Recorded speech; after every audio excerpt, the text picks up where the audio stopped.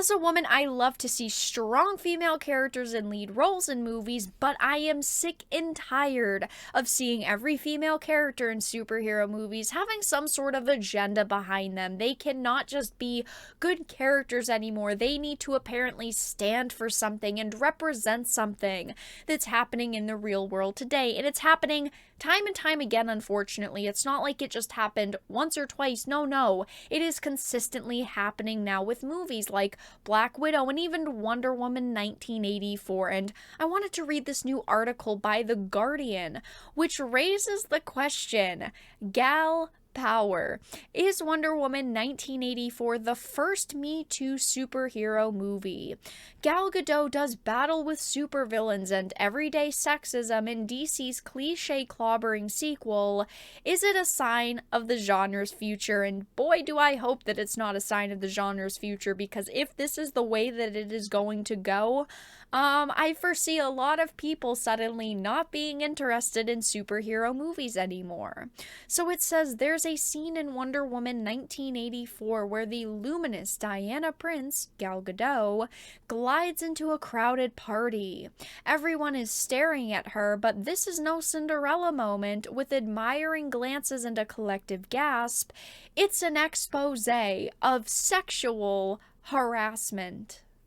So the camera switches to Diana's point of view, and we experience a series of persistent, entitled men cracking onto a woman who is clearly not interested in them. It's a rare case of a superhero movie showing everyday sexism from the woman's point of view. So now men looking at women is wrong, apparently, because if you do, it's sexual harassment, because that's at least what I take out of this paragraph. Now, I haven't seen the movie yet, so I don't want to judge it too much until I see it, but I have a problem with the lines exactly like this. Is this really what's going on in the scene where men are just looking at her like she's a piece of meat, or is this how the writer is interpreting it? As you're gonna see in this article, they clearly make it sound like men in this movie treat women like pieces of meat and nothing more. But continuing on with the article, it says it is a fitting movie from Patty Jenkins, the film's director and co-writer who had developed the accessible feminism of 2017's Wonder Woman in tune with the times.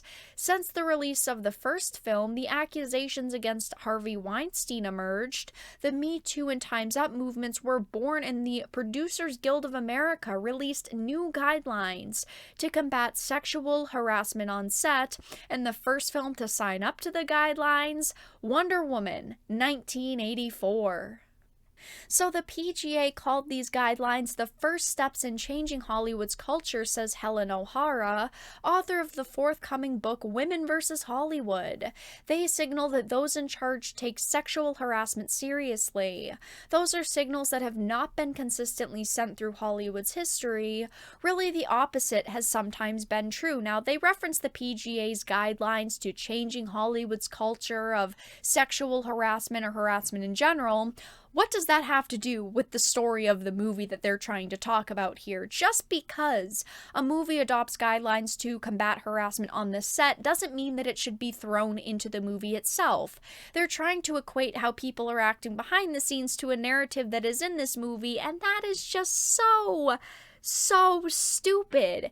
If the movie has a Me Too theme to it or not, that doesn't have anything to do with enacting or not enacting the PGA's guidelines. It's even more narrative pushing for two things that aren't even equivalent.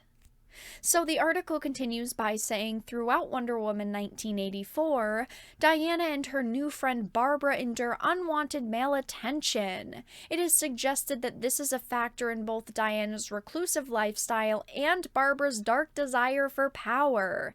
In films where a formerly meek woman gets superpowers, she will lash out against men who harass, points out O'Hara. Catwoman did it all the way back in '92, and again in the Halle Berry films in 2004. She also references Hit Girl in the Kick-Ass films. Interestingly, a lot of these women are anti-heroines or morally murky figures.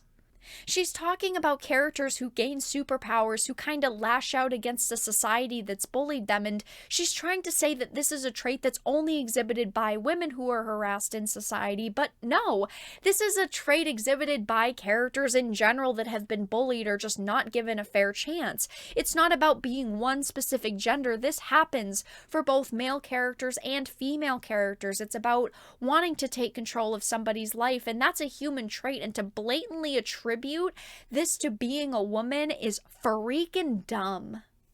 So the article continues on by saying, elsewhere in a nostalgic story, there's a playful feminist streak at work. The villain, Maxwell Lord, poses in cheesy TV adverts with a bevy of models, echoing Biff Tannen in Back to the Future Part 2. In an inversion of a famous movie cliche, the dressing up montage involves a man. Walking in high heels is revealed to be an actual superpower, and Barbara is clearly in awe of Diana's extraordinary beauty and poise. It is acknowledged to be an unattainable ideal.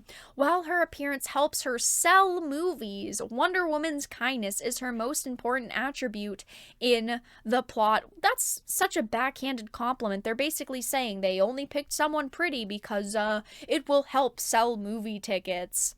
It continues on by saying, so Wonder Woman 1984 feels like a Me Too movie in many senses, but will more superhero films commit to the cause? This year's production crisis could set back progress on sets, a deputy editor of Screen International. The PGA guidelines require extra training for all cast and crew, of course, because of COVID-19. They have to keep staff safe.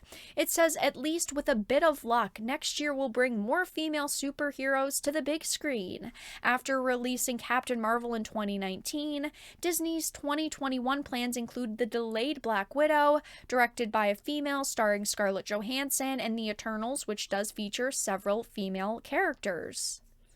Like I said at the beginning of the video, I am more than happy to see strong female characters being the lead roles. I'm happy to see, Gal Gadot playing Wonder Woman, Scarlett Johansson playing Black Widow, but what I don't want to see is Me Too superhero movies, and I'm one of the people who they're trying to target these movies to. They want women to see that these movies have these strong meanings behind them and go, oh my gosh, I'm gonna swipe my credit card to see this. And unfortunately for me, I just have no interest in watching movies like this, but let everyone know your thoughts in the comments section down below. If you enjoyed this video, please make sure to give it a like and share it and subscribe to the channel. And of course, if you didn't, make sure to give it a dislike. I appreciate your support either way, but I will talk to you all again in the next video really soon.